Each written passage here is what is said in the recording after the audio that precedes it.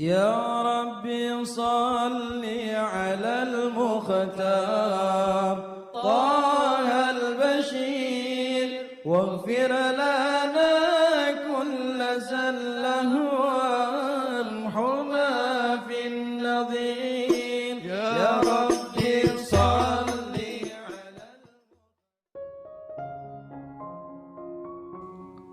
Bismillahirrahmanirrahim. Alhamdulillahirabbil alamin.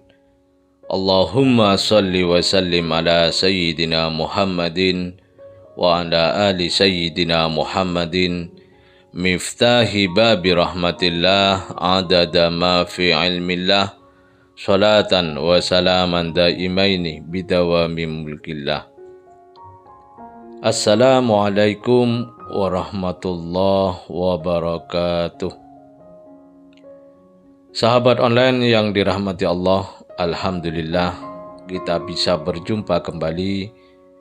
Mudah-mudahan kita senantiasa diberikan kesehatan, umur panjang fi taatillah, juga senantiasa mendapatkan taufik dan hidayah dari Allah Subhanahu wa taala.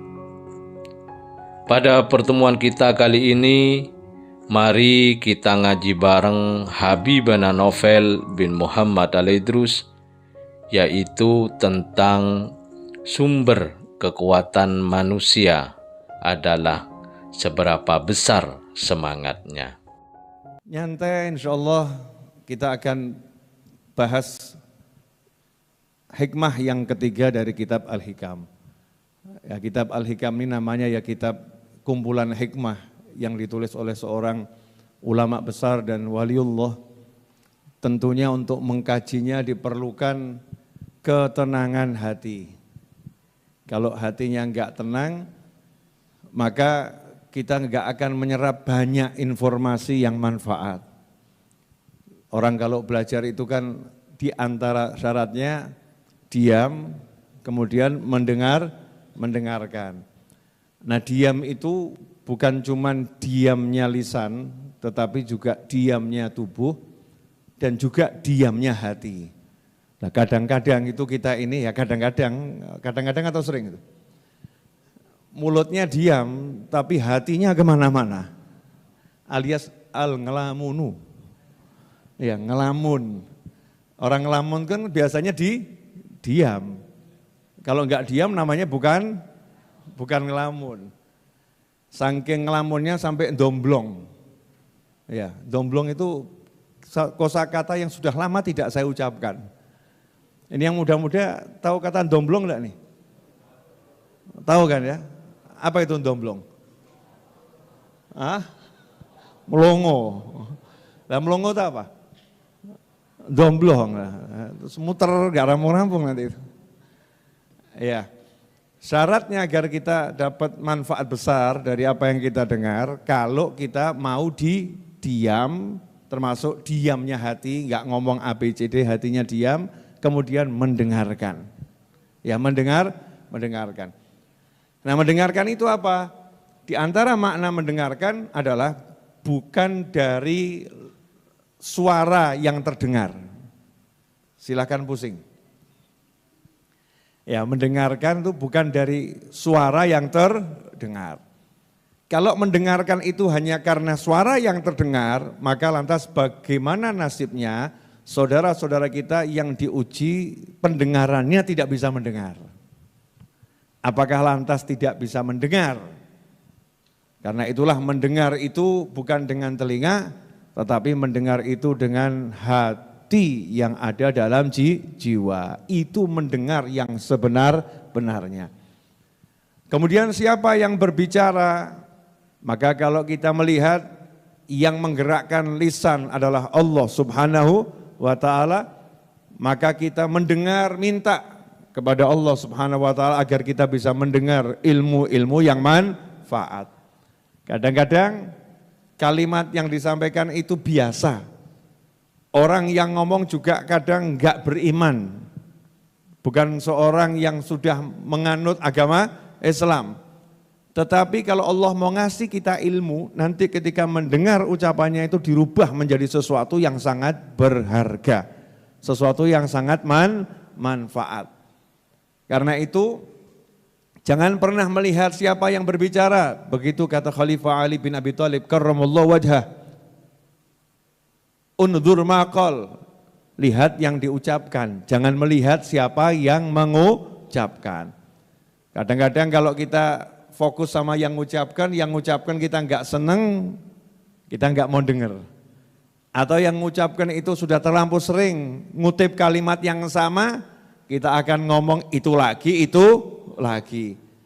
Karena kita mendengar kalimat itu, enggak pengen mendengar dari Allah Subhanahu wa ta'ala.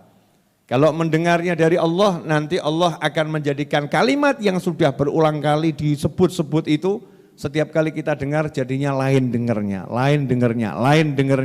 Sehingga kita dapat tambahan ilmu yang manfaat. Ikhwani rahimakumullah, sahabatku dimanapun antum berada, malam hari ini hikmah yang ketiga ini seru. Ya, ini seru, singkat, padat, tapi seru buat saya. Karena berkaitan dengan masalah himmah. Ya, himmah. Himmah itu semangat kalau bahasa Indonesianya ya, semangat. Kita akan bahas, saya bacakan dulu, mudah-mudahan barokah. Bismillahirrahmanirrahim. Sawabikul himami la takhriku aswarul aqdar. Sawabikul himam. Sawabik itu jamaknya sabiqah. Sabiqah jamaknya sawabik. Sabiqah itu artinya mendahului atau yang terdepan. Bisa juga juara. Ya, bisa juga juara.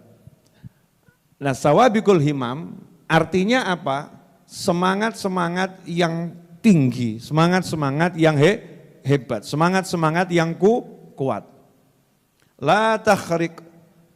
La itu tidak, takhrik itu artinya nembus. La takhrik berarti tidak mampu menembus. Aswar itu jamaknya benteng, pagar itu. Ya, sur jamaknya aswar. Benteng itu sur jamaknya aswar. Pakai sin kecil, aswar.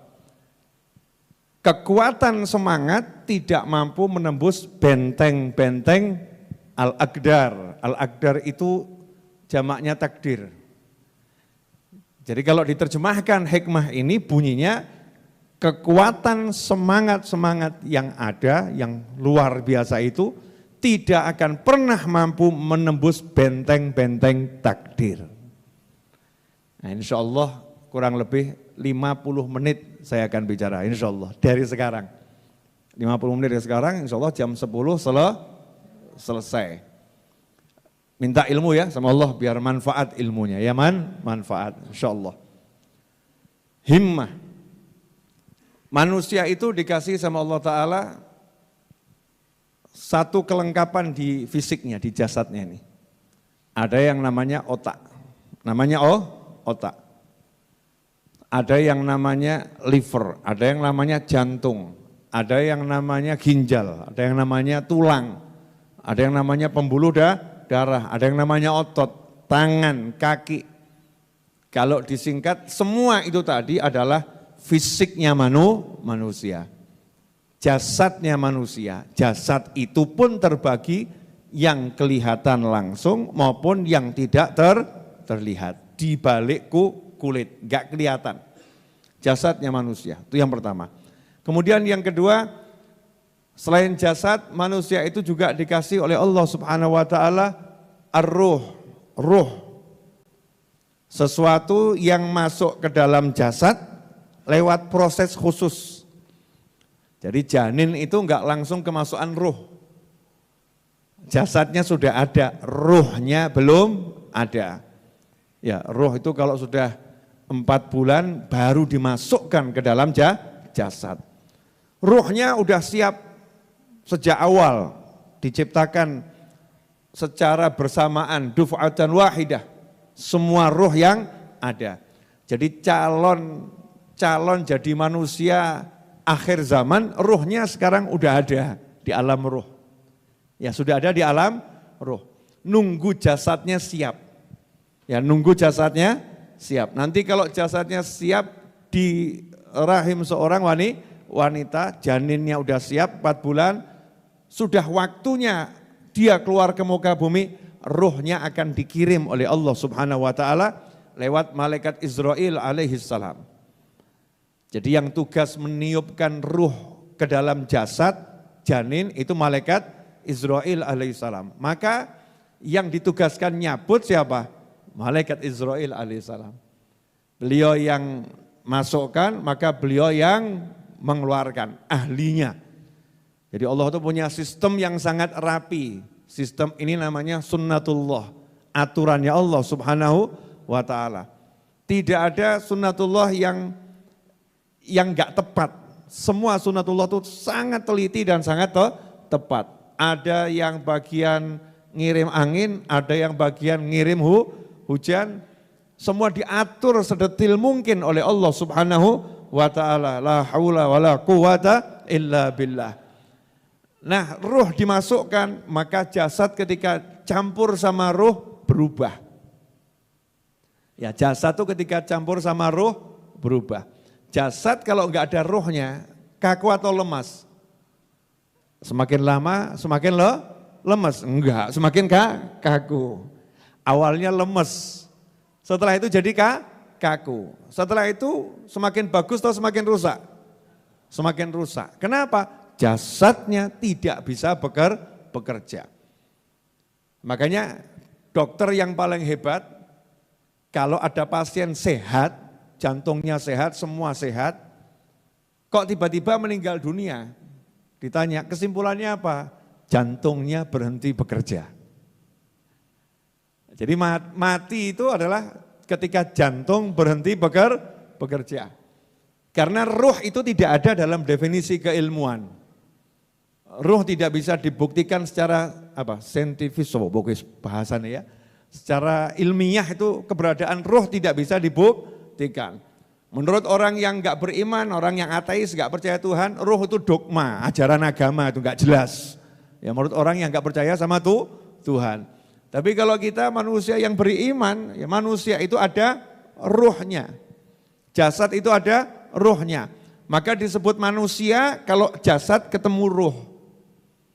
Kalau ruhnya lepas, maka ruhnya tetap namanya ruh, jasadnya bukan lagi bernama manusia. Namanya apa? Mayat. Namanya apa lagi? Jenazah. Tidak disebut manusia. Jasadnya manusia, jenazahnya manusia. Ruhnya sudah pergi, ruhnya masuk, enggak disebut jenazah. Ada ruh kok, disebut jenazah enggak? Enggak, disebut manusia. Maka begitu ruh ini masuk, tubuh ini berubah, subhanallah. Bisa lincah, bisa loncat, bisa bergerak A sampai Z ya. Bahkan ada hal yang menarik, badannya sehatnya luar biasa, tiba-tiba tubuhnya tidak mau bergerak. Kenapa? Ruhnya lagi stres. Giginya normal, bibirnya normal, suruh senyum. Senyum kamu. Kenapa dia enggak mau senyum? Ruhnya enggak nafsu senyum. Ya enggak mau senyum. Tapi kalau ketika ruhnya riang, ruhnya bahagia, ruhnya bergembira, walaupun giginya habis senyum mesti indah itu. Ya, senyum tetap indah. Kok mudah dia tersenyum, digerakkan oleh ruh. Jadi ruh ini satu kekuatan di tubuh manusia yang luar biasa. Nah sayangnya kita itu dikasih tahu oleh Allah subhanahu wa ta'ala sumber kekuatanmu adalah ruh. Dan intinya ruh itu disebut hati. Hati, al-qalbu atau kalbu atau fuad atau sir atau apapun namanya. Itu adalah intinya ruh. Ya intinya ruh. Maka disebut qalbu, jantung, hati. Kalau orang bilang jantung, hati, fuad, sir, apapun namanya itu. Kekuatan yang luar biasa ada di dalam intinya ruh itu, pusatnya ruh. Kalau menguasai pusatnya ruh ini, maka fisik ini akan menjadi berubah luar biasa. Nah karena itulah orang-orang di luar sono, karena nggak bisa mendefinisikan kekuatan ruh, mulai buat film namanya Superman. Manusia tiba-tiba kuat, Batman, kecokot, apa tuh Batman? Hah? Spiderman kecokot laba-laba. Kalau Batman kecokot kelelawar. Jadi bab kewan kabeh kuwi. Yang manusia-manusia super itu gara-gara kena binatang itu. Jadi super itu. Karena bingung mau buat kekuatan ruh kok enggak masuk akal, lebih masuk akal kok dicokot sama kelelawar ya. Jadi kuat, jadi hebat. Nah manusia ini ketika rohnya yang bekerja, terjadi sesuatu yang tidak bisa dicerna oleh akal. Kalau udah rohnya yang bekerja. Ya contohnya, ada orang kok tubuhnya sudah meninggal gak rusak. Di tempat yang tanahnya kondisinya sama, tubuh orang lain rusak. Jadi gak bisa dikatakan unsur tanah. Kenapa begitu? Karena di tempat yang sama, di lubang yang sama, tubuhnya rusak. Nah, tubuh dia kok awet gak rusak. Ternyata semasa hidup rohnya ini baiknya luar biasa, kuatnya luar biasa, sehingga jasadnya ini pun terkena pengaruh ruh menjadi awet tidak berubah. Dalam bahasa syariat disebut orang keramat. Ya orang keramat karena punya satu kelebihan yang tidak dimiliki oleh manusia yang lain. Kaitannya apa saya bahas ruh? Ya sama ini. Kekuatan himmah ini, semangat. Jadi manusia itu dikasih Allah kekuatan namanya kekuatan hati, kekuatan ruh. Tapi sayangnya kekuatan ruh ini seringkali nggak dipakai.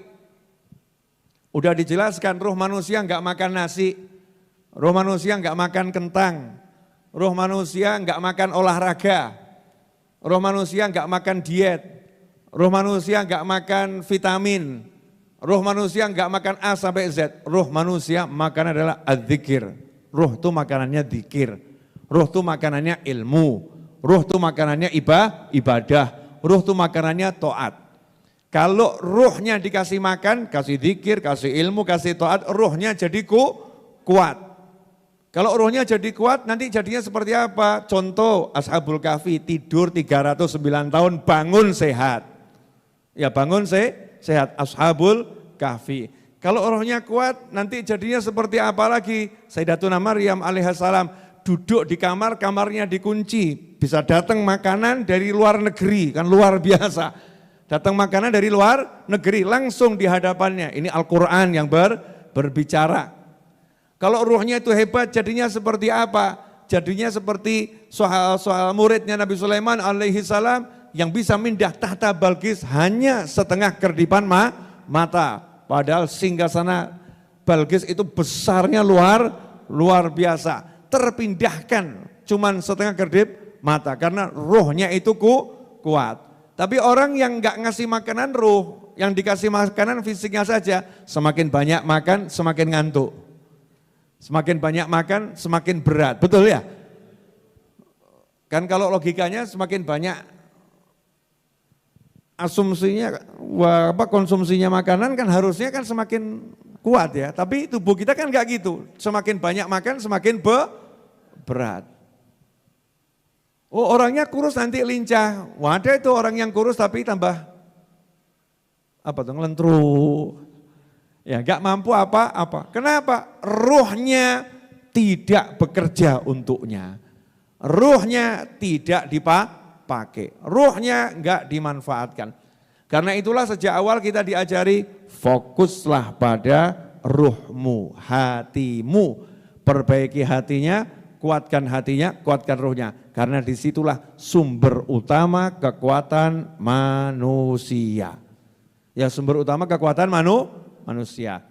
Nah, kuwatul qalbi itulah yang disebut himmah. Jadi himmah atau semangat itulah yang namanya kuwatul qalbi, kekuatan hati, kekuatan ruh. Itulah yang namanya semangat. Himmatur rijal taqla'ul jibal. Sampai disebutkan dengan semangatnya yang kuat, himmahnya, para wali itu bisa nyabut gunung, mencabut gunung dalam arti kalau mau gunung itu gempa, gunungnya bisa gempa.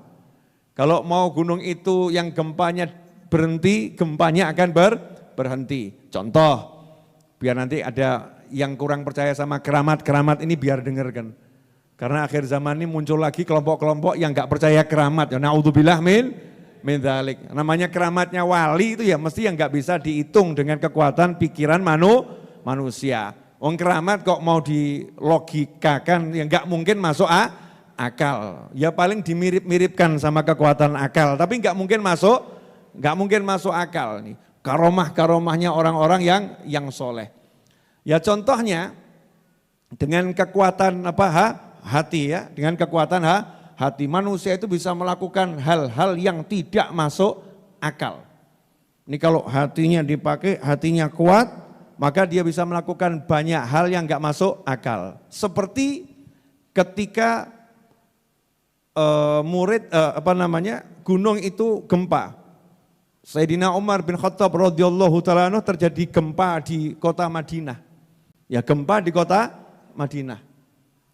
Padahal di Madinah itu kan ya ada Nabi Muhammad SAW. Rasulullah sudah meninggal dimakamkan di Madinah. Ya ada Nabi Muhammad SAW. Tapi yang namanya takdirnya Allah kalau terjadi ya terjadi. Kalau waktunya gempa ya gempa. Ya waktunya gempa ya gempa. Di masa kekhalifahan Sayyidina Umar bin Khattab radhiyallahu ta'ala anhu. Begitu gempa itu terjadi, Sayyidina Umar itu posisinya lagi di luar tapal batas kota Madinah menurut yang pernah saya baca. Tapi gempanya itu sampai kota Madinah. Maka beliau angkat pecutnya, cemetinya. Nah ini nih himmah semangatnya ya, dengan semangatnya. Diam kamu bumi, dipecut, diam kamu, jangan bergerak-gerak lagi. Tes, mandek kamu. Di atasmu ini aku Umar yang adil, kalau enggak adil aku celaka. Dus, dengan semangatnya itu ngomong, mandek kau kowe. Gempanya langsung berhenti. Nah, coba silakan dipraktekkan nanti. Yang terjadi tambah dadi apa? Dengan semangatnya nyuruh bumi berhenti bergetar, buminya berhenti bergetar. Ini dalil syar'i, ada dalam syariat. Bahwasanya dengan semangatnya seseorang itu bisa biiznillah dengan izin Allah memerintah bumi. Bahkan pernah sungai Efrat itu ya yang tiap tahun harus dipersembahkan wanita ditumbalkan, dibuang gitu. Nah, dikirimi surat sama khalifah. Kalau kamu hambanya Allah ya kamu tetap mengalir itu. Jangan berani kamu itu ya, dikirimi surat. Gantinya wanita suratnya dilemparkan sana. Ini khalifah yang adil ya, dengan semangatnya. Suratku itu bagian kekuasaanku tuh sungainya, harus nurut sama saya. Subhanallah, suratnya dilempar, air sungainya naik. Mau ngomong apa? Nah ini namanya karomah, keramatnya wali. Tapi caranya wali dapat karomah tadi menggunakan himmahnya, semangatnya. Muridnya Nabi Sulaiman alaihissalam mindah tata Balkis, doa ya dzal jalali wal ikram, tapi pakai hatinya, pakai semangatnya, pindah tata Balkis. Manusia itu dengan semangatnya bisa tanfa'il asya, hal-hal yang gak masuk akal itu nurut sama dia. Jadi seperti yang dia mau, biiznillah, dengan izin Allah subhanahu wa ta'ala. Makanya orang-orang yang udah levelnya semacam itu, nyawang donyo kirang gumunan. Lihat dunia itu ya nyantai-nyantai saja. Ada orang yang nanya sama saya, Habib, sekarang ini kok banyak orang mudah berubah begini, mudah berubah begitu. Orang itu dulu sayang sama saya, sekarang kok benci sama saya. Orang itu dekat, sekarang kok jauh, bla bla bla bla. Saya yang jawab sederhana.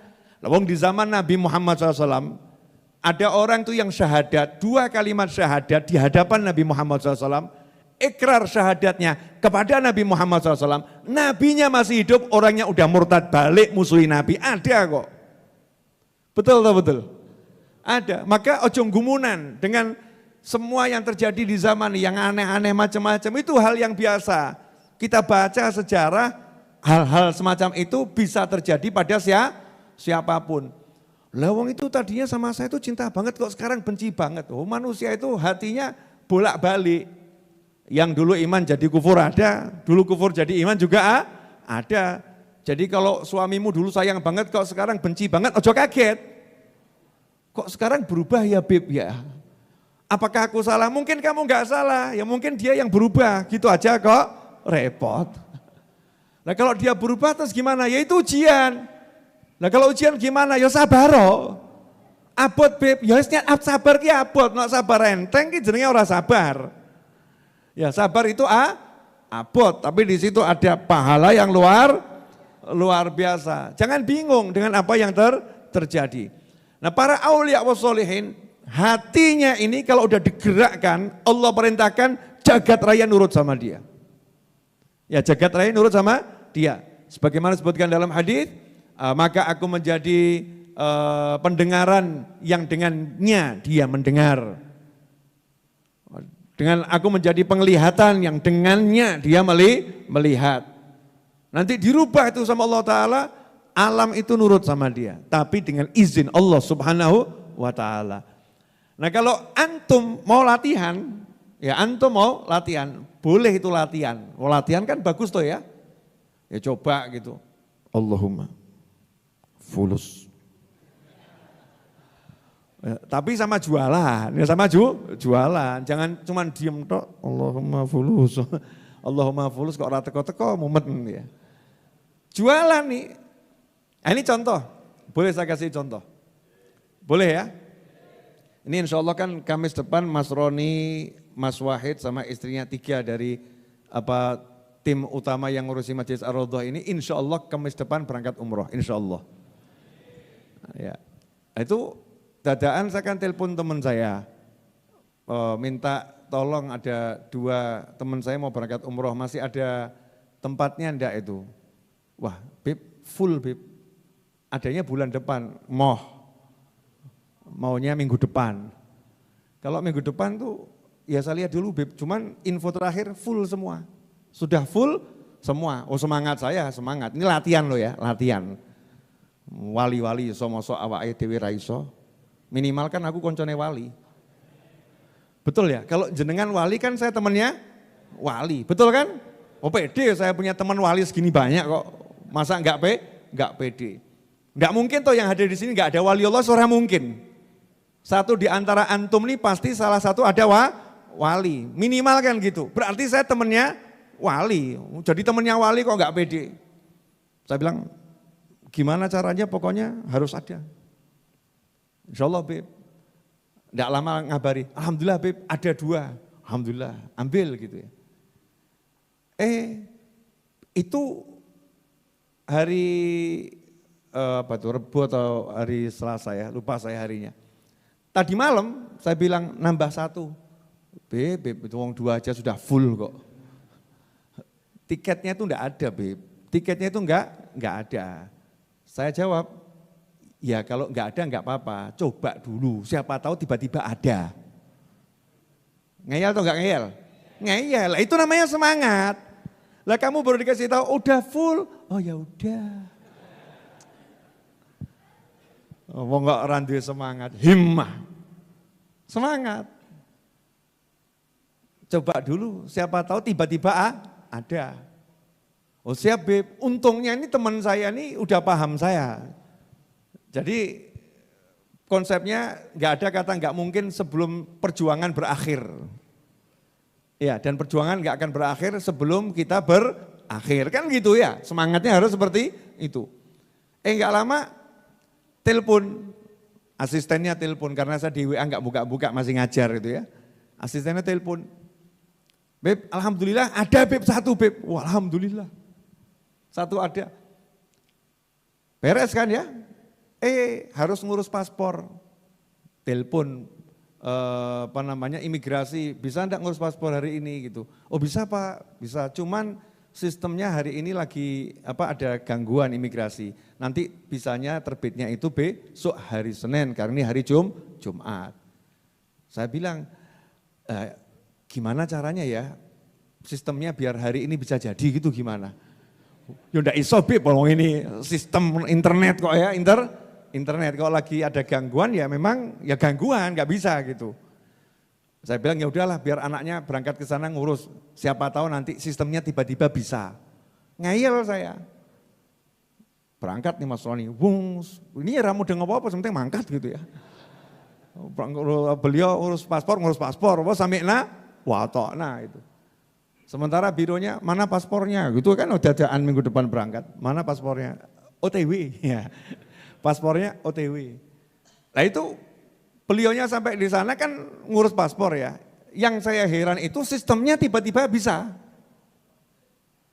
Seumur hidup tuh saya belum pernah ngurus paspor secepat hari ini itu ya.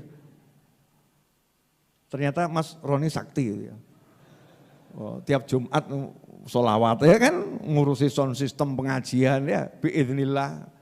Dia biasanya ngurusin sistem pengajian son-son ngak kan urusannya beliau ya. Ternyata internetnya di ngak selesai itu. Jadi itu paspornya jadi langsung lah. Saya juga kaget. Oh, alhamdulillah, terima kasih banyak. Jazakumullah khairan. Alhamdulillah beres. Itu namanya semangat. Orang kok semangatnya dikasih tahu, maaf Pak, bisnis lagi lesu, daya beli masyarakat menurun. Jadi kelihatannya sangat tidak menguntungkan jika kita investasi di bulan ini. Oh begitu ya? Iya. Terus ngeluh, piye? Akhirnya bingung mau investasi apa, mau kerja apa. Ya pusing gitu. Nah, dulu mungkin gak pernah nyantri. Ya gak pernah nyantri. Kalau nyantri lain. Maaf Pak, daya beli masyarakat lagi lesu. Ya kita semangati. Nah, ini yang lesu masyarakatnya Pak. Lah ya kita semangati. Biar gak lesu. Loh Pak, yang lesu tuh daya belinya Pak, bukan masyarakatnya. Lah ya kita semangati. Ya caranya gimana? Orang roh. Ngeyel sih, pokoknya ngomong semangat toh ya. Enggak tahu saya cara gimana. Yang saya tahu caranya biar masyarakat tuh daya belinya itu keluar ya. Kita daya jualnya harus keluar. Semangat jual. Kalau semangat jual kita kuat, ya insya Allah itu yang lesu-lesu akan katut. Orang percaya, sing ra gelem joget gitu, setelah musik sing bianter cedai, suwe-suwe joget kuwi. Gitu ya Pak ya. Wah, masuk akal Pak, masuk akal. Ini orangnya pernah nyantri, jadi semangatnya luar biasa. Semangatnya luar biasa. Wah ini ada orang pernah nyantri. Ditanya sama calon mertua, kamu ngelamar anak saya itu punya apa? Punya iman Pak. Paling penting kan punya iman Pak. Loh, ya betul, tapi kan anak saya nggak cukup makan iman. Loh, yang penting itu makan iman Pak. Kalau makannya itu makan nasi nggak ada iman bahaya Pak. Yang haram dimakan semua nanti Pak. Calon mertua mulai mumet iki modele kok ya. Menarik iki calon mantu ya, menarik. Sebentar Dik. Tapi kan logikanya kan tetap anak saya harus dikasih nafkah loh Pak. Sebagai orang yang beriman itu nggak usah diajarin Pak. Orang beriman tuh tahu kewajibannya sebagai suami menafkahin istri. Bapak nggak akan salah pilih saya sebagai menantu. Weh, pede tenan iki.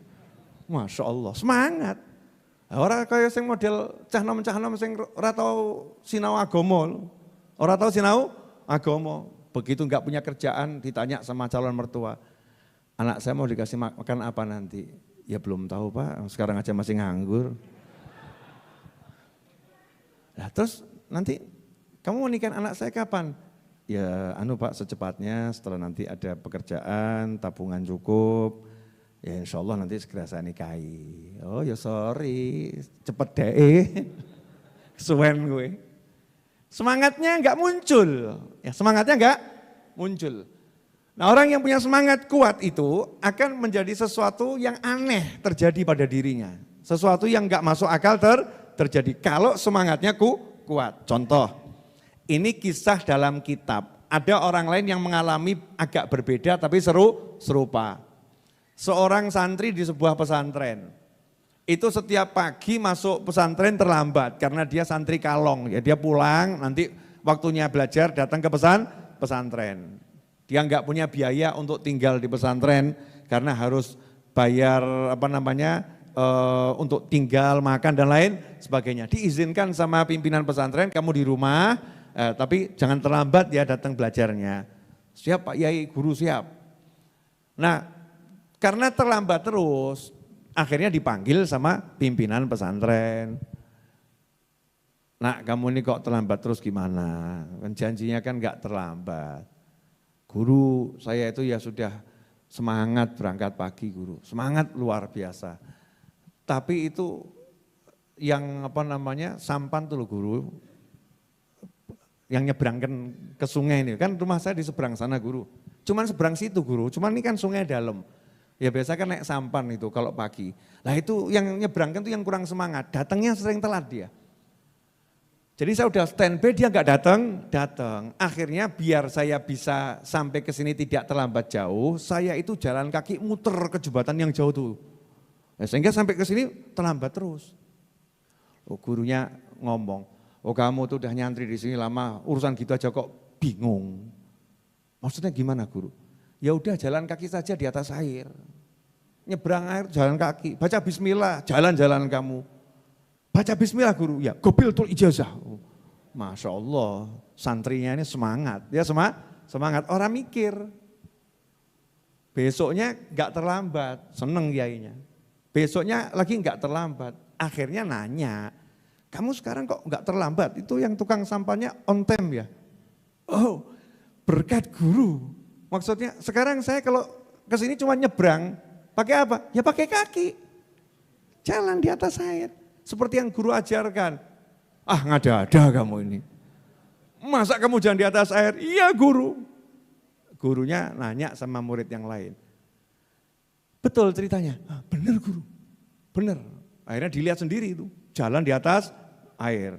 Nah kemudian saat itu murid ini ngundang gurunya. Guru, ibu saya mau terima kasih. Saya ini kan anak yatim, ibu saya mau terima kasih udah buat masakan buat guru besok pagi sarapan. Ya di rumah guru. Insya Allah guru bisa datang tepat waktu kan? Oh, insya Allah.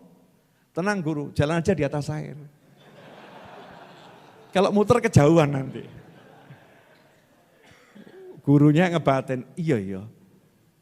Masa yang saya ajari bisa jalan di atas air, saya sendiri yang ngajarin gak bisa. Masa sih? Ya, masa sih? Besok pagi santri-santri udah siap ini. Oh, muridnya kayak ngono mesti guru ini lu hebat. Yang lain udah ngebatin. Cuman semangatnya beda. Ini semangatnya gurunya ini untuk urusan yang satu ini maju mundur. Kelelep rayo. Maju mundur. Akhirnya bismillah les. Kelelep tulung-tulung. Ora iso nglangi sisan itu kan ya. Ditulungi sama santri-santrinya. Udah. Nah ditunggu sama muridnya kok enggak datang-datang. Akhirnya muridnya nyebrang kali jalan di atas air. Ditanya, kenapa kok guru enggak datang? Kecemplung. Kelelep masuk angin. Jadi mohon maaf saya enggak bisa hadir, sampaikan ibumu ya. Saya tadi tenggelam gitu. Lu guru enggak baca bismillah? Udah baca. Cuman semangatnya beda. Ya semangatnya beda. Jadi semangat ini memang bisa menghasilkan sesuatu. Allah Ta'ala berkata, kun fayakun. Allah kalau udah bilang jadi maka jadilah. Orang yang semangatnya kuat, nanti kalau dia ngomong, Allah akan mengatakan kepada yang dia omongi, kun fayakun. Karena dia pengen apa? Diiyakan sama Allah Subhanahu wa Ta'ala. Karena semangatnya luar biasa. Nah kekuatan semangat ini bisa dimiliki orang soleh, bisa dimiliki orang salah. Paham ya? Karena ini kan alat semangat. Orang soleh bisa, orang salah juga bisa. Kalau orang soleh jadinya wali, jadinya keramat. Orang salah jadinya tukang sihir. Jadi penyihir itu kalau nyihir pakai semangat. Paku semangati melebu weteng, melebu. Naudzubillah min dzalik. Pakainya semangat dengan cara-cara tertentu yang kita haram untuk mempelajarinya. Jadi semangat ini kalau dipakai buat yang jahat ya jadi. Dipakai buat yang baik juga jadi. Nah kita jadilah golongan yang menggunakan semangat untuk hal-hal yang baik. Nah orang kalau semangatnya kuat, Masya Allah. Praktek latihan. Masa seumur urip atau latihan? Oh iya betul juga ya. Kenapa kok saya enggak coba-coba latihan? Ya di antaranya misal gitu ya, target. Dalam 1 bulan saya harus dapat uang 100 juta. Bojone ngomong, mas modal 10 hewe cek mikir kok 100 juta. Digembosi semangatnya sama istrinya. Ya semangatnya digembosi sama istrinya. Nah, semangat itu memang enggak lihat realita. Kalau lihat realita namanya bukan semangat. Contoh, boleh saya ngasih contoh? Ya, sesuatu yang nggak masuk akal, tetapi nanti jadi masuk akal. Sayyidina Abdurrahman bin Auf radhiyallahu taala anhu. Sayyidina Abdurrahman bin Auf masuk pasar, tidak punya modal. Pertanyaannya, keluar bawa duit bisa enggak? Ya bisa, mudah atau susah? Enggak ngemis loh nih ya. Kerja, enggak punya modal, masuk pasar. Enggak punya kenalan di pasar. Enggak punya toko di pasar, enggak punya kios di pasar. Bisa enggak dia pulang itu bawa uang? Teorinya bisa. Mudah atau susah? Susah. Kenalan enggak punya, modal enggak ada, barang tidak ada. Teorinya kan susah. Sayyidina Abdurrahman bin Auf radhiyallahu anhu enggak gitu. Pokoknya saya harus punya duit. Nah itu kok baru 1, 2 atau 3 hari sudah bisa nikah. Ya bisa nikah. 1, 2 atau 3 hari bisa nikah. Dan mas kawinnya itu emas sebesar biji kurma. Itu 3 hari atau 4 hari kerja ya, cuman sebentar. Ada yang mengatakan cuman sehari, ada yang mengatakan 2 hari, banyak riwayatnya gitu. Anggap aja sepekan gitu. Pertanyaan saya, kamu nggak punya modal masuk pasar sepekan, bisa nikah ngasih mahar emas sebesar biji kurma, sanggup? Mikir kan? Ya mikir. Sayyidina Abdurrahman bin Auf radhiyallahu ta'ala masuk pasar, modalnya cuman yakin, semangat, mulut. Ini pernah dipraktekkan oleh teman saya. Teman saya itu ikut pelatihan bagaimana caranya jadi orang sukses. Ini teman haji yang haji awal saya, teman sekamar. Orang Solo, cerita, saya itu bayar mahal Bib, ya sebetulnya ya duitnya pas-pasan, tapi ya pengen jadi orang sukses, bayar mahal. Waktu itu kalau nggak salah 1 juta. Pelatihannya itu di Jakarta, ternyata sampai di Jakarta diterbangkan ke Batam.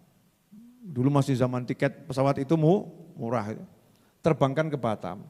Nah sampai di Batam tuh ditidurkan di hotel. Hotelnya bagus. Ya. Setelah itu diajak pergi ke pasar. Di pasar itu ada speedboat. Ya, dinaikkan speedboat pasar yang speedboat pasar, bukan kapal pesiar, bukan speedboat pasar. Diajak nyebrang ke pulau. Sampai di sana sama pelatihnya tadi, mentornya tadi, semua uangnya ditarik, tidak boleh bawa uang. Cuman dikasih KTP. KTP-nya dibagikan masing-masing, kemudian dikasih tahu, ini kapal nanti akan ada lagi nanti sore. Nah setelah nanti sore baru ada kapal seminggu lagi. Jadi kalau sampai nanti sore kalian tidak bisa naik kapal, berarti kalian tinggal seminggu di pulau ini tanpa duit. Dan gak punya kenalan. Itu pasarnya. Terus sama mentornya ditinggal naik kapal balik ke hotel. Enak betul mentornya ya, tinggal. Teman saya cerita, tak kira ki ya mau pelatihan yang hotel ki ya mangan penak gitu ya. Turu penak, ternyata cuman buat transit kemudian diajak nyebrang ke pulau. Akhirnya teman saya ini masuk pasar, punya KTP, gak punya uang serupiah pun. Dan gak kenal sama yang satu pasar itu. Semangatnya cuma satu, sore mulai. Gimana sore pulang. Akhirnya toleh. Kok kelihatan ada ibu-ibu jualan kerudung. Ibu-ibu jual kerudung ini, kerudungnya gak laku-laku. Ya kerudungnya gak laku. Teman saya nyamperin. Ya dengan wajahnya yang menyenangkan, orang asing kok ya. Bu, boleh enggak saya bantu jualkan? Nah ibu tadi juga heran, bantu jualkan bagaimana mas?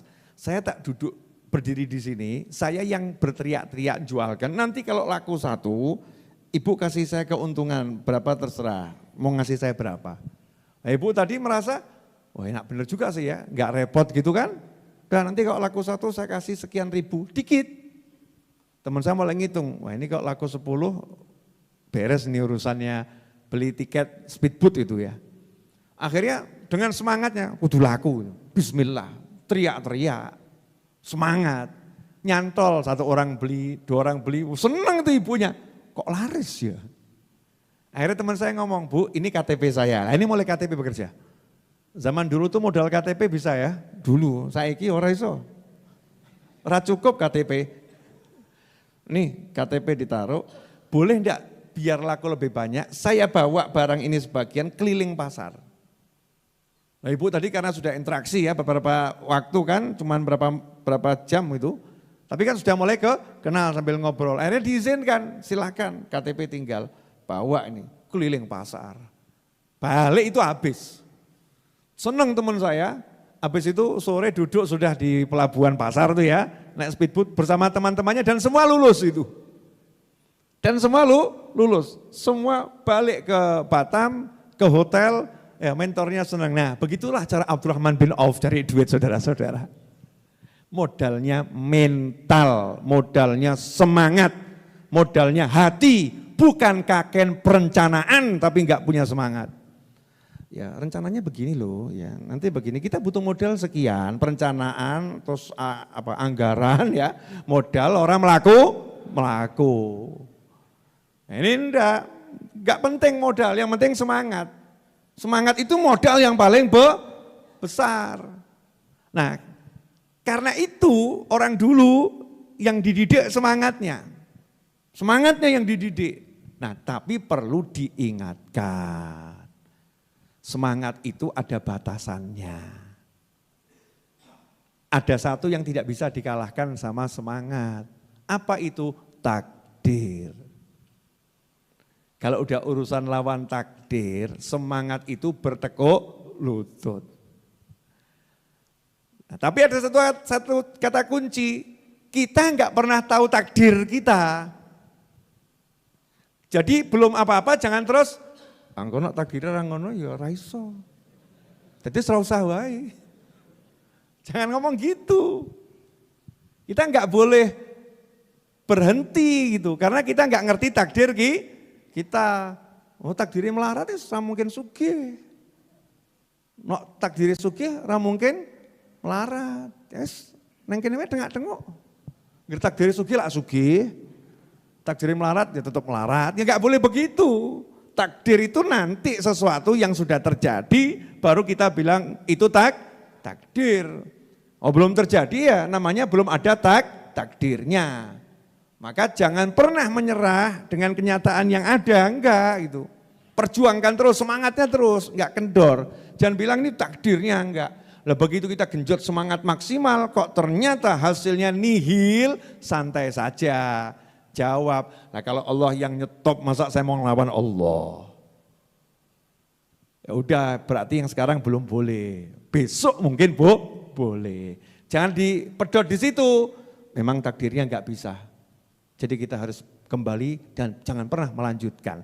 Nah kamu kan enggak tahu takdirnya besok, kok mbok putusin selama-lamanya dulu ya. Contoh, Bu, ibu punya anak perempuan, misal ya Bu, punya anak perempuan, dilamar seorang lelaki yang ibu enggak suka. Pertanyaannya, terima atau tolak? Bu, jawab jujur, terima atau tolak? Oke, besoknya lelaki itu datang lagi, bawa handphone harga 20 juta, terima atau tolak? Saya mau nanya, terima atau tolak? Handphonenya terima, lamarannya tolak. Bagus. Besoknya lelaki itu datanglah lagi. Ngapain? Bawa casing handphone 1 koper. Ibu calon mertua handphone sudah punya, casingnya belum punya. Ini biar ibu nanti enggak bosan sama handphonenya, hadiah dari saya. Terima atau tolak? Ini loh casingnya, terima atau tolak? Terima. Lah karena sudah dikasih kebaikan, ya walaupun nolak, tapi kan sikapnya berubah, mulai nyugui. Keluar itu kopi, ya Dek kopinya diminum dulu ya, kopi tak kei anakku ora gitu. Nah kalau itu berjalan selama 2 bulan tiap hari datang, kira-kira ibu nolak atau akhirnya nyerah? Nah, itu pernah teman saya. Serius ini kisah nyata, teman saya ngelamar seorang wanita. sama ibunya langsung ditolak. Wah, saya enggak mau menyerahkan anak saya ke kamu. Teman saya jawab, enggak apa-apa Bu, makasih. Hari ini sudah ditolak, terima kasih. Insya Allah besok saya datang lagi. Kata ibunya tadi ya enggak apa-apa datang lagi. Besok saya tolak lagi, enggak apa-apa Bu, kan nolaknya masih besok. Nolaknya masih besok. Besoknya datang lagi. Karena teman saya ini perangannya baik, obrolnya asik, ya disuguhi. Gimana Bu lamarannya? Oh maaf, suguhan, tolak, tetap tolak. Hari ketiga, hari keempat, hari kelima, 1 bulan akhirnya, ya PN anakku. Akhirnya ini calon mertuanya nyerah dan anaknya jadi suka. Kenapa? Karena tiap hari ngobrol sama teman saya, ditemani ibunya. Pinter lah koncoku. Paham maksudnya ya? Dari enggak kenal jadi kenal, dari ditolak diterima. Itu namanya semangat. Tapi semangat enggak bisa ngelawan takdir. Ketika takdirnya hari itu kamu ditolak, belum tentu besok takdirnya ditolak gitu loh. Paham? Jadi jangan pernah menyerah. Karena itu diingatkan sama Syekh Ibn Athaillah Al-Iskandari rahimahullah, sawabikul himam. Sebesar apapun semangatmu, ingat la takhriqu aswarul aqdar, tidak bisa nembus bentengnya takdir, tidak bisa. Takdir itu nggak bisa dilawan. Jadi kalau udah mentok, ya kamu ngomong, ya memang Allah lagi nyuruh saya menerima kondisi yang semacam ini hari ini. Besok lanjutkan lagi. Gitu tuh mukmin muslim. Jangan begini, ini ada orang yang hari ini ke pasar. Ini contoh kalau bisnis ya. Hari ini ke pasar, pasarnya sepi. Ya pasarnya sepi, terus balik. Ya, besoknya enggak ke pasar. Ditanya sama istri, Pak kok enggak ke pasar kenapa? Percuma, sepi. Ini namanya menyerah atau semangat? Menyerah. Itu yang namanya petani tidak akan pernah tahu dia bisa panen atau tidak, betul ya? Petani itu udah sering loh melihat ternyata gagal panen, sering kan? Tapi ada enggak petani yang mengatakan daripada gagal panen lebih baik enggak usah bertani? Enggak ada kan? Petani tetap berangkat. Perkara nanti setelah mau panen kok gagal, dia paling ngomong, ya lagi takdirnya begini. Ya sabar. Nanti musim nandur lagi, semangat lagi. Tiru tuh semangatnya petani itu. Kan luar biasa. Hari ini ke pasar sepi, enggak apa-apa, besok ke pasar lagi sepi, enggak apa-apa, besok ke pasar lagi. Karena kalau kita semangat itu nanti Allah akan beri. Ya Allah akan beri. Intinya kita disuruh ingat, jangan jadikan semangat sebagai Tuhan gitu loh ya. Semangat yang tinggi tapi semangat bukan Tuhan. Tuhannya adalah Allah Subhanahu wa ta'ala. Jangan ngomong, saya udah bersemangat, pasti berhasil. Ya teman saya itu semangatnya bisnis pol. Saya punya teman semangat bisnisnya luar biasa. Targetnya tertata dengan jelas ya, targetnya sekian. Strateginya udah A sampai Z matang strateginya. Timnya dibangun dengan sangat hebat. Ternyata akhir bulan tekor. Mumet, kok ini ya?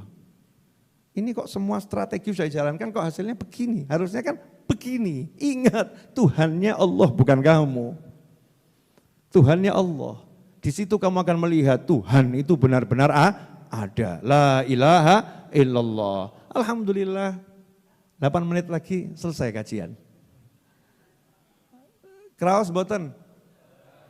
Loh kok gak kraos pripun iki? Kok gak terasa? 8 menit lagi 1 jam. Kurang titik. Gak terasa? Apa yang gak terasa? Oh semangat. Semangat. Ternyata semangat tuh bisa nular gitu ya, nular. Pernah seorang ulama ditanya, ini guru saya almarhum Habib Anis rahimahullah, ditanya gitu. Saya tuh kok malas kerja. Gimana cara punya semangat tinggi bekerja? Ya kita guru sederhana, ya kumpul yang sergep. Ya kamu kumpul sama yang semangat kerja, nanti nular itu semangat. Lah mau semangat kerja kumpulnya pengangguran kabeh kok. Ceritanya elek kabeh. Nah, saya kemarin tuh sudah mau bisnis, tapi ternyata belum. Yang ini Ternyata kumpul sama orang gagal semua, ora sido kerja kowe. Paham kan? Ya, kumpul sama orang yang berhasil. Nanti belajar dari orang yang gagal, semangat. Ini kemarin dulu ada santri Raudhah sini, dilatih cara kerja ya, dilatih cara kerja. Sama teman saya itu dikasih sedotan. Jadikan sedotan ini sesuatu, kayak modal sedotan. Wah, terus saya tanya, gimana? Alhamdulillah Beb jadi es teh. Ada tuh yang berhasil modal sedotan jadi es teh. Ya, coba kalau yang nggak punya semangat kayak sedotan. Sedotan gitu, mosok aku kan ngemis gitu. Iki didol apa ya laku kan gitu kan. Mikirnya kepanjangan. Akhirnya ya nggak dapat apa-apa. Tapi kalau semangat, kumpul sama orang semangat, itu nanti jadi sesuatu yang luar biasa. Himmah. Nah himmah ini bisa dimunculkan. Ya bisa dimunculkan. Ya caranya, satu, cari kumpulan orang-orang yang punya semangat kuat. Dua, baca kisahnya orang-orang yang bersemangat kuat. Tiga, kasih ruh makanan yang tepat sehingga nanti ruhnya jadi kuat. Lah kalau udah ruhnya kuat, otomatis semangatnya itu muncul. Lah ruhnya dikasih berita nggak jelas. Terjadi kecelakaan di kilometer sekian, terjadi pembunuhan di sini, terjadi anak yang dianiaya orang tuanya, terjadi berita yang ora enak dilek kabeh. Ruhnya gini. Gak kuat. Roh tuh butuh dihibur. Kasih berita yang menyenangkan ya. Kasih suara qasidah, seneng rohnya. Suara qasidah, kasih Al-Quran, seneng rohnya. Kisah wali, rohnya seneng. Loh, kadang manusia itu aneh, jelas barang ra enak ditonton. Barang gak enak. Ada misalnya peristiwa pembunuhan. Ya darah bercecer, di syuting loh wong ini loh. Tontonan loh ya. Terus kita juga nonton, loh kayak gini loh, yuk tontonan loh ya. Wah aneh loh ya, genah barang gak enak itu ya jangan dilihat. Makanya kalau ada kasus kecelakaan, korban pembunuhan, naudzubillah min dzalik, sama polisi kan dikasih penutup. Ditutup agar jangan dilihat. Nih barang yang gak enak untuk dilihat, sekaligus juga jangan sampai orang yang terekspos. Betul tak betul? Dan semua yang gak enak sama Allah itu ditutup. Mohon maaf saya ngomong seperti ini. Pantat kita itu di belakang. Benar. Karena ini tempat mengeluarkan yang gak enak. Yang gak enak itu mata kita gak boleh lihat. Coba nyawang gurimu dewi. Iya caranya. Ora iso. Gak bisa. Yang gak enak itu ditutup. Ini perut ini isinya gak enak semua. Ditutup pakai kulit yang rapi. Betul kan ya? Semua yang gak enak ditutup semua biar gak dilihat. Lalu kata kita ngerusak hati kita nonton yang gak enak, denger yang gak enak, ngomong yang gak enak. Terus mau punya semangat tinggi, ora iso, ngelentruk. Ya semangatnya gak akan tinggi. Alhamdulillah saya dulu dibantu sama teman-teman yang punya semangat tinggi. Contoh almarhum Edwin Ruscahyadi. Mas Edwin ya, masih ingat kan ya?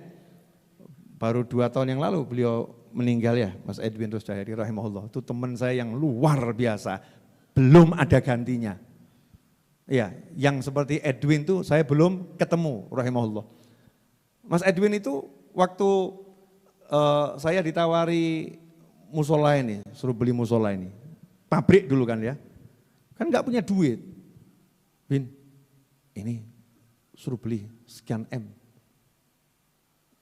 Duitnya itu konti. Beli Bib. Tenang aja, saya bagian doa. Oh, Masya Allah.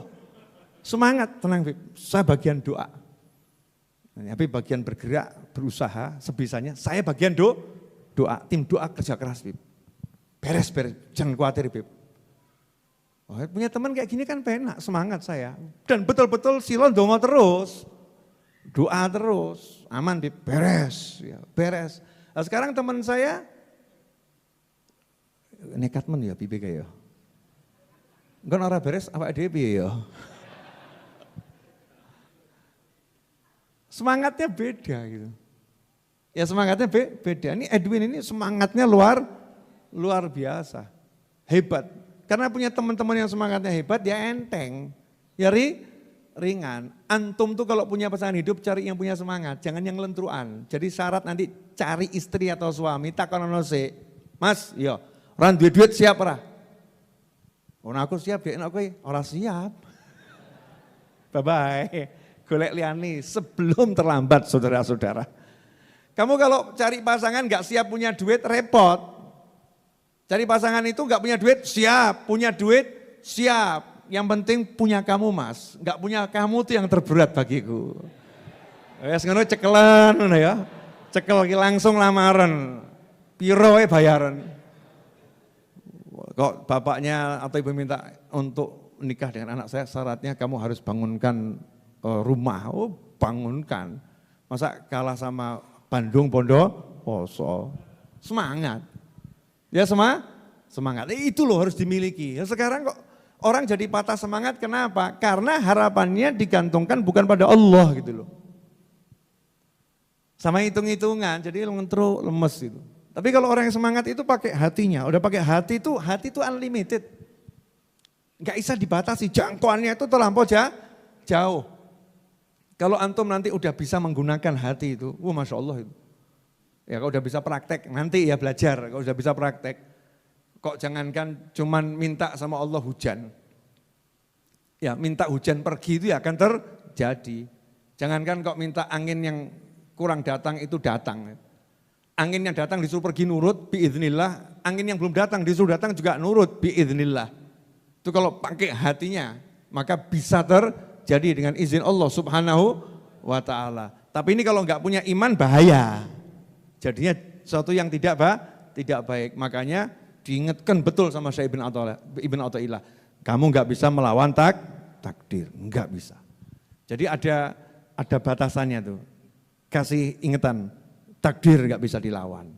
Ya takdir enggak bisa dilawan. Tapi belum apa-apa jangan ngomong, engko nek takdir ngene piye? Takdir itu kalau sudah terjadi. Kalau belum terjadi namanya ketentuan Allah, qadha. Lah qadhanya Allah siapa yang tahu? Enggak ada yang ngerti. Pokoknya Allah ngapa-ngapain kita raditu billahi rabban wa bil islami dinan wa bi Muhammadin nabiyyan wa rasulah. Sudah selesai. Yang penting ridho sama Allah Subhanahu wa taala. Alhamdulillah. Jazakumullah khairan. Ibu-ibu di situ tambahan TV yang 85 in gede itu manfaat atau enggak manfaat? Kalau ditambah lagi yang 98 in manfaat atau enggak manfaat? Mau enggak ditambah lagi yang besar Bu buat yang di sebelah sana Ibu? Oh no semangat, setuju saya itu. Mau atau enggak mau? Biar gede kelihatan gitu ya. Ini kan depan kecil-kecil ini ya. Ini 60 atau 55 itu 85. Saya lagi pesan lagi yang 98 in yang gede banget tuh ya. Terus nanti pesan lagi semangat ngono lho ya. Nganti wong noleh ketok Habib Novel, Sepen mumet. Tak kebaki TV kabeh ngono ya. Biar tidak ada tempat untuk bersembunyi di raudhah ini. Dimanapun, konangan Habib kan ya. Konangan Habib kan. Biar semangat gitu. Bu, sampai ada satu ulama itu nulis pakai tinta celup ya dulu ya. Kan ada tinta di cupok kecil, kita mungkin pernah ngalami waktu SD zaman saya dulu ya. Kecil, nulis dulu buat ngelatihan hot itu pakai itu masih. Ya pakai itu. Sekarang udah pakai bolpen aja jangan dipakai, sekarang pakai digital pen ya, di tablet nulisnya sekarang ya. Beberapa waktu lalu mesti marak kita pakai bolpen, sebelumnya tinta celup. Nah biasanya tempatnya kecil. Ada ulama itu lihat anaknya pakai tempat cupok kecil itu, dimarahin anaknya. Semangat kok kecil, diambilkan gelas raksasa itu, ditaruh diisi tinta kebak ya. Kalau mau nulis itu tempatnya begini loh, blek, semangatmu yang gede gitu ya. Sampai urusan tinta aja suruh yang besar-besar. Semangat yang besar. Ya, jenengan semangat yang gede. Nanti insya Allah kalau punya duit saya mau beli motor. Ya Allah ya Rabbi. Semangatnya kok tuku motor. Tuku truk ngono loh. Saya nanti kalau punya duit mau beli truk, mau beli mobil, mau beli bis ya. Motor itu urutan paling akhir. Beli motor terakhir. Itu namanya semangat. Jadi nanti kalau mau punya istri semangatnya gimana? Sing solihah ngono. Cuma mikiran aneh awas loh ya. Ya Bu ya, ini kadang bapak-bapak ini kalau tidak diingatkan mikirnya aneh-aneh. Ibu-ibu kalau punya suami yang bagaimana? Soleh. Udah soleh belum suaminya? Lah, suudzon bu gitu ya. Sudah, yang mantap tuh jawabannya sudah. Ya kan ya, asal udah 2 kalimat syahadat kan minas sholihin. Walaupun makomnya derajatnya wallahu a'lam ya. Kita jangan nggak pede dengan pasangan kita ya. Pasti punya kelebihan, pasti punya kekurangan. Alhamdulillah, jazakumullah khairan sahabatku dimanapun untuk berada. Alhamdulillah kita telah menyimak penjelasan dari beliau. Semoga ilmu yang telah kita peroleh ini dari Habibana Novel bin Muhammad Al-Idrus menjadi ilmu yang bermanfaat bagi kita, keluarga, dan anak cucu kita. Habibana Novel bin Muhammad Al-Idrus dalam kajian ini menjelaskan bahwa sumber kekuatan manusia adalah seberapa besar semangatnya. Kuatnya semangat timbul dari kuatnya ruh.